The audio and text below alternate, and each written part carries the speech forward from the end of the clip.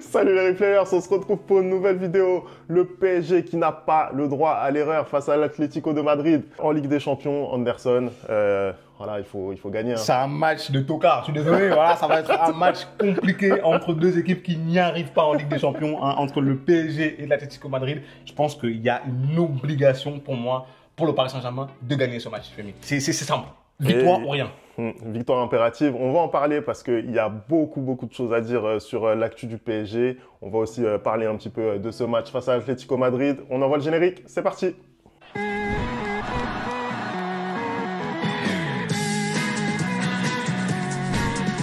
Allez, on commence tout de suite cette vidéo. Avant de rentrer dans l'avant-match Anderson, on va un petit peu parler de l'actu du PSG parce que on n'avait pas forcément fait de débrief du match du championnat déjà face à Lens. C'était un bon match de la part du PSG. Il y a pas mal d'actu chez toi. Hein. Déjà, oui, comme tu dis, on va commencer par le match de Lens. C'est le Paris Saint-Germain qui joue contre une belle équipe de Lens. Hein, vraiment, tu le dis chaque semaine sur cette chaîne quand on débriefe la Ligue 1. Cette équipe de Lens, vraiment, elle a prouvé depuis ces dernières années qu'elle savait jouer au football. Et donc, cette rencontre contre le Paris Saint-Germain était aussi un moyen de jauger ce Paris Saint-Germain qui, en Ligue 1, vraiment a des facilités. Mais une fois qu'elle arrive en Ligue des Champions, elle a beaucoup de mal. Tu l'as dit, on a vu encore un très bon PSG. Hein, et il gagne juste 1-0, mais je trouve que c'est parce qu'il y a eu un énorme Brice Samba et un manque d'efficacité, surtout côté parisien. Sinon, la rencontre aurait pu finir à 3-0, voire 4-0. Mais on voit encore un très bon Paris Saint-Germain qui est sûr de son football. Des choix forts, hein, que tu vas commenter tout de suite, Femi. Mais sinon, rien à dire. En fait, moi, aujourd'hui, ce que j'aimerais voir, c'est la même équipe parisienne qui joue en Ligue 1 retranscrire ce football-là en Ligue des Champions. Parce que typiquement, ce que je vois contre Lens où le Paris Saint-Germain gagne 1-0 mais manque énormément d'efficacité, bah ça, en Ligue des Champions, ça pardonne pas. Et typiquement, là, quand tu vas, on va en parler plus tard, contre l'Atlético Madrid, quand tu vas jouer contre l'Atlético Madrid, tu es obligé d'avoir des buts, tu es obligé de gagner des points et à moindre occasion, tu dois la mettre au fond. Mais sinon, à part ça, bah écoute, tout va bien pour le Paris Saint-Germain dans le meilleur des mondes, hein, en Ligue 1, en tout cas en Ligue 1. Voilà. En Ligue 1, c'est clair que là, ce week-end, il nous a clairement permis de faire le break. On prend 6 points d'avance. Monaco a perdu. Voilà, Monaco perd. On fait le break sur Monaco et sur Marseille. 6 points d'avance sur ces deux équipes. Après, oui, le PSG, au niveau de sa production dans le jeu, est quand même plutôt cohérent depuis le début de saison. Il y a eu certains matchs un petit peu moins bien, mais globalement, ce que le PSG arrive à fournir en termes de qualité de jeu, c'est plutôt correct, plus que correct même. Après, il y a cette rengaine de la finition qui revient à chaque fois. Voilà, moi je suis plutôt confiant. Je pense qu'on a retrouvé de la confiance entre le classique face à Marseille et ce match face à une très bonne équipe de Lens. C'est seulement la deuxième défaite de Lens depuis le début de saison en 10 matchs. Après, voilà, c'est les petits signaux qui sont envoyés en Ligue des Champions, parce que même en Ligue des Champions, en réalité, le jeu il est plutôt correct. Hein, c'est vraiment cette finition qui nous fait défaut. Les petits signaux qui sont envoyés en Ligue des Champions ne rassurent pas forcément. Après, cette semaine, c'était plutôt intéressant parce qu'on a eu quand même des sorties dans les médias de Barcola qui nous a gratifié d'une grosse interview dans Le Parisien. On a eu Vitinha qui allait voir Jérôme Roten qui a parlé pendant une demi-heure. Et c'est vrai que ce qu'ils ont vraiment mis en avant, c'est ce que Luis Enrique pouvait leur apporter en tant que joueur. C'est le fait que vraiment, il leur parlait en leur donnant un maximum de confiance, en leur disant que c'était possible, qu'ils allaient le faire, qu'ils allaient se qualifier, qu'ils allaient faire des bonnes performances. Et Barcola, Vitinha, c'est deux joueurs qu'on n'attendait pas au niveau qu'ils ont affiché la saison dernière. C'est grâce à Luis Enrique que c'est arrivé. Et ils ont confirmé que Luis Enrique, c'était l'homme de la situation. On a entendu beaucoup de palabres autour de Luis Enrique, notamment après le match face au PSV Eindhoven. Et c'est vrai que voilà, c'est bien que les cadres aussi montent au créneau pour défendre l'entraîneur et défendre le coach, défendre aussi le projet, parce qu'au final, c'est le projet qui est remis en cause en critiquant comme ça Luis Enrique. Bah après, je pense qu'il y a certains aspects de Luis Enrique qui sont un peu critiqués parce que je vois sur les réseaux notamment, il y a énormément de supporters parisiens, je pense, qui sont impatients. Il faut quand même rappeler qu'il faut du temps pour construire un projet, hein, et surtout quand la personne a vraiment des idées claires sur ce qu'elle veut.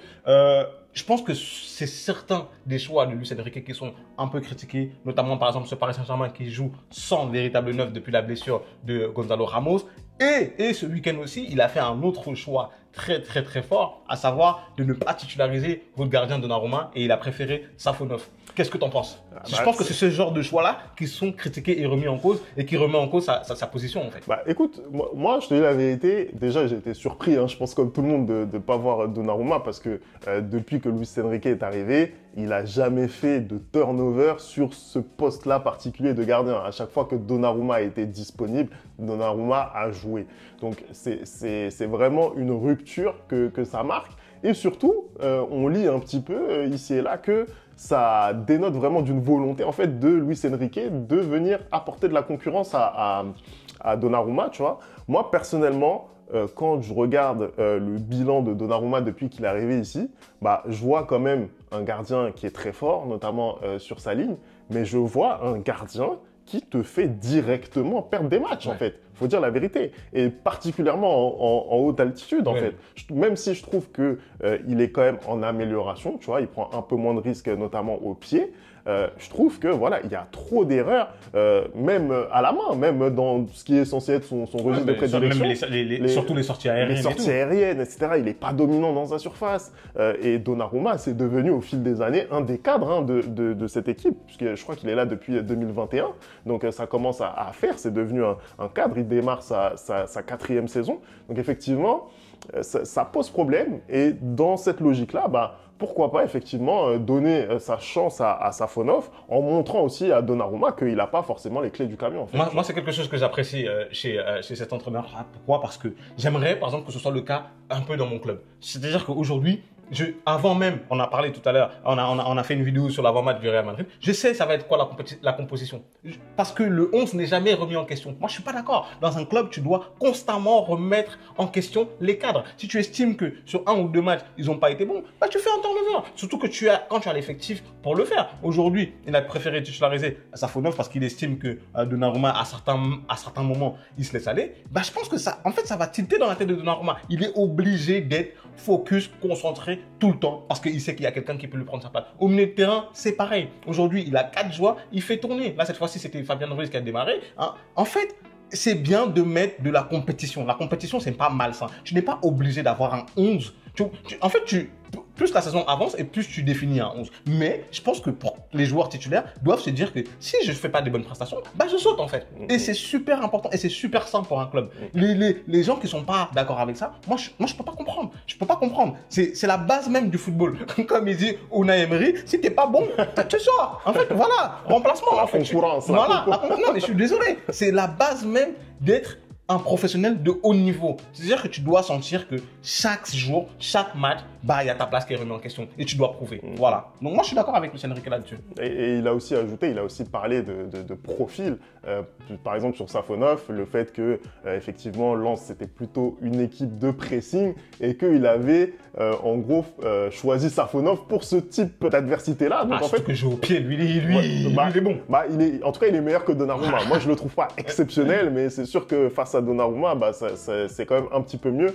Donc, forcément, bah, c'est comme ça qu'il justifie le choix. Et aussi, bah, ça met Donnarumma face à ses responsabilités. Il doit faire mieux, notamment dans ce registre. Anderson, on va essayer maintenant de passer au compo de ce match face à l'Atlético de Madrid et à la compo parisienne surtout. Je pense que là aussi, pas énormément de surprises. Les secteurs où il y a encore de la concurrence, bah, on les connaît, c'est-à-dire au milieu du terrain avec 4 joueurs pour 3 places. La question, c'est de savoir qui va aligner. Et puis, à ce poste de numéro 9, de faux numéro 9, où là aussi, il y a 2 candidats sérieux pour une place. Après, il y en a 3 en vrai de vrai, mais le 3e, on a l'impression qu'il est un peu largué. Mais sinon, pour la défense, déjà, je pense qu'il n'y a pas besoin de polémiquer. Hein. D'ailleurs, William Pacho, qui est très bon depuis le début de la saison. Vraiment, je suis impressionné. Première saison au Paris Saint-Germain, je ne pensais pas qu'il allait afficher un tel niveau de jeu. Vraiment, bravo à la cellule de recrutement du Paris Saint-Germain pour le coup, pour aller dénicher ce genre de talent. Au milieu de terrain, moi je pense que, vu que Fabian Ruiz a démarré ce week-end, je pense que là, en Ligue des Champions, il va plutôt titulariser Warren. Hein, donc je pense qu'on va plutôt avoir un milieu Joao, Vitinha et Warren. Bon, après avec Luis Enrique, on n'est jamais sûr. Hein, il peut te sortir un milieu de terrain plutôt Warren, Fabian Ruiz et Joao. En fait, il change tout le temps. Donc, ça voilà. Mais moi, je pense que quand même, le milieu, Joao, Vitinha et Warren, c'est quand même le meilleur depuis le début de la saison. C'est celui qui est en place. Et en attaque, aujourd'hui, Dembélé et Barcola, ils sont indéboulonnables. Je pense que Dembélé n'a pas fait de sortie qui va faire en sorte qu'il ne sera pas dans la feuille de match cette fois-ci. Et devant, le faux numéro 9 ou le numéro 9 entre Kang In-lee, comment il s'appelle, Marco Asensio et on l'oublie quand même, Randal Colomani. Ça dépend aussi de comment il juge l'Atlético Madrid. Parce que pour moi, cette équipe d'Atlético Madrid justement que je vois en Liga, c'est une équipe aujourd'hui qui va beaucoup défendre. Donc, est-ce que tu as forcément besoin d'un 9,5 comme Kang In-lee ou comme Asensio, ou est-ce que tu as peut-être besoin d'un numéro 9 comme Colomani qui peut aussi être présent au moment où tu vas faire des centres, tu vois, présent dans la surface, surtout que il a un bon jeu de tête depuis un moment, il met pas mal de buts de la tête, donc peut-être que c'est le profil de Randal que tu as besoin. Mais bon, connaissant Luis Enrique, je pense que ça sera plutôt Kang In-lee qui va être titularisé, moi, mercredi. Là-dessus, moi, je ne ferai pas forcément le même pari que toi sur le poste de numéro 9. Sur le milieu de terrain, je pense qu'on est d'accord. Les trois ont prouvé, et notamment cette saison, moi, j'ai émis de gros doutes sur Warren Zaïre-Emery. Je suis content de voir, je suis content de m'être trompé, je suis content de voir que Warren répond quand même aux exigences qui sont les siennes. Peut-être que aussi il était un petit peu sous pression. On rappelle qu'il a passé le bac là au mois de septembre. Faut pas l'oublier ça aussi. Le bac, ça met la pression que à Kylian. Tu sais, comme son frère n'est pas sûr de l'avoir, il a la pression. C'est pas lui qui passe le bac, mais il a la pression. Mais en tout cas, voilà, là on le sent quand même beaucoup mieux. Donc ce milieu de terrain avec Vitinha et Joao Neves, je pense qu'il tient la corde.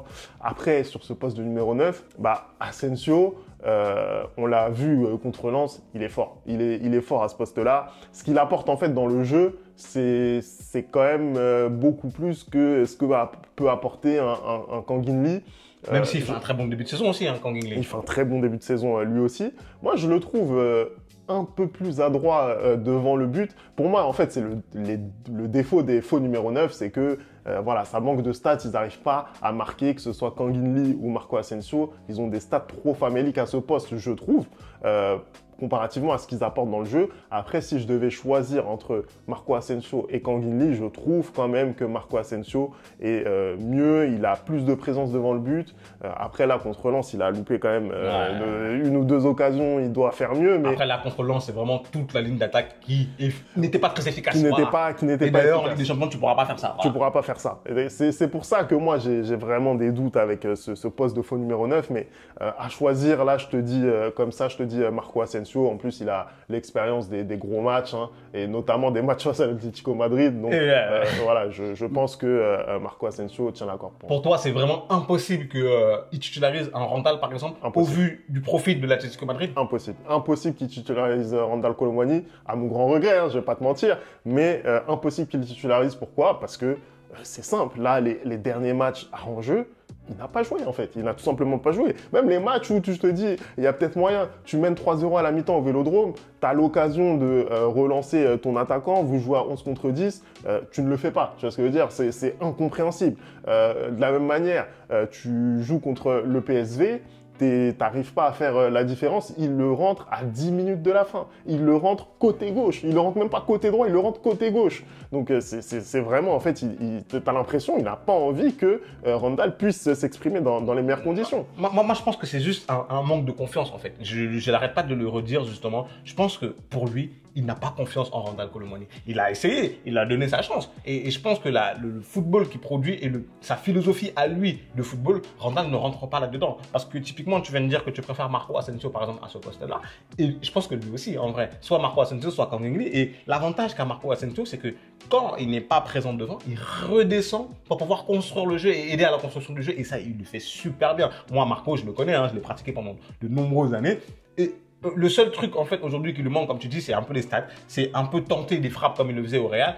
J'ai l'impression qu'il ne le fait pas trop aujourd'hui et il n'est pas très, très efficace. Mais sinon, dans la construction du jeu, je pense qu'il est primordial pour Luis Enrique.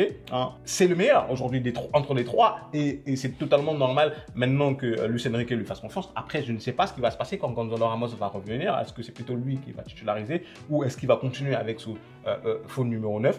Mais moi, je pense qu'aujourd'hui, où tu as besoin de te rassurer, où tu as besoin de gagner des points, tu vas mettre tes valeurs sûres. Voilà. Tu veux peut-être aussi qu'on parle un petit peu de cette équipe de l'Atlético, parce que l'Atlético, voilà, c'est quand même une grosse équipe d'Espagne, grosse équipe aussi d'Europe. Pour le coup, c'est une équipe qui est régulière, notamment en huitième de finale de la Ligue des Champions chaque année. Donc voilà, ça reste un gros mastodonte. Est-ce que tu peux nous parler un petit peu, toi, les spécialistes Liga, est-ce que tu peux nous parler de cette équipe de l'Atlético Madrid, s'il te plaît? Bah écoute, déjà, cette équipe de l'Atlético, elle a énormément de mal cette saison en Ligue des Champions. Elle est sur 2 défaites contre Benfica assez lourdement et contre le bourreau madrilène Lille, qui s'est vraiment offert les 2 clubs de Madrid cette saison en Ligue des Champions. Et en fait, tu constates que quand elle voyage, cette équipe de l'Atlético de Madrid, elle a énormément de mal. Et tu te rends compte qu'au final aussi, quand il y a énormément d'adversité en face, quand tu as une équipe qui joue un bon football, comme c'est le cas de Lille, bah, elle a aussi du mal. Et même en Liga, aujourd'hui, je crois qu'ils sont 3e. Ils sont déjà à 10 points, si je ne m'abuse, de l'Atlético, du FC Barcelone, pardon. Et je crois que c'est avec un match en moins, le Real est devant l'Atlético Madrid à 1 point de plus. Pareil, là, ce week-end, je crois qu'ils ont joué contre Las Palmas, ils ont gagné 2-0. D'ailleurs, il y a le fils de Diego Simeone qui a marqué. Mais en fait, tu sens que il n'y a pas les mêmes choses que l'année dernière. Depuis quelques années, ils sont un peu plus en difficulté. Moi, le meilleur match que je dirais qu'ils ont fait cette saison, c'était contre le Real Madrid, lors de ce derby. Et même dans ce match-là, tu sentais que si le Real appuyait un tout petit peu, il pouvait leur faire mal. Il devait même leur faire mal, parce que pour moi, le fait que ça se termine en match nul, parce que l'Atlético marque à la dernière seconde, je crois, c'est pas normal. Le Real devait gagner ce match-là. Donc, je sens qu'il y a tellement la place pour le Paris Saint-Germain d'aller gagner ce match-là, et surtout Paris est à domicile, tu vois. Comme je l'ai dit, cette équipe d'Atlético, elle a énormément du mal à voyager. Je ne vois pas comment ils vont réussir à venir au Parc des Princes et faire un résultat. Je pense que si vraiment il y a tout autre résultat qu'une victoire du Paris Saint-Germain, c'est que Paris se serait sabordé lui-même, en fait. Je ne vois pas. En fait, ils n'ont pas les clés pour le Paris Saint-Germain, tout simplement. Voilà. Écoute, on va passer maintenant aux clés du match. On en a parlé précédemment, mais on va le redire. Le PSG qui n'est pas efficace, qui est l'équipe qui se procure le plus d'occasions nettes en Ligue des Champions sans marquer. C'est pas possible à ce niveau-là.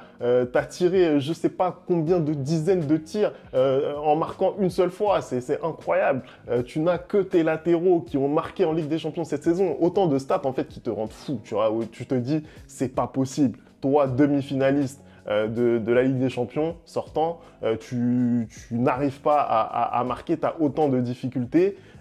Il va absolument falloir trouver la clé face à cette équipe de l'Atlético Madrid. Pour le coup, je pense que voilà, le style de cet Atlético peut nous convenir dans la mesure où on va avoir le ballon. Voilà, on va avoir le ballon. Je pense qu'on ne sera pas souvent mis en danger. La physionomie de match, on la devine plus ou moins. Maintenant, ça va être à nous d'être créatifs. Je pense qu'on l'est quand même depuis le début de la saison et d'être tueurs. Il va falloir qu'on marque nos buts. J'attends notamment des joueurs comme Bradley Barcola. Voilà, c'est le meilleur buteur du championnat de France.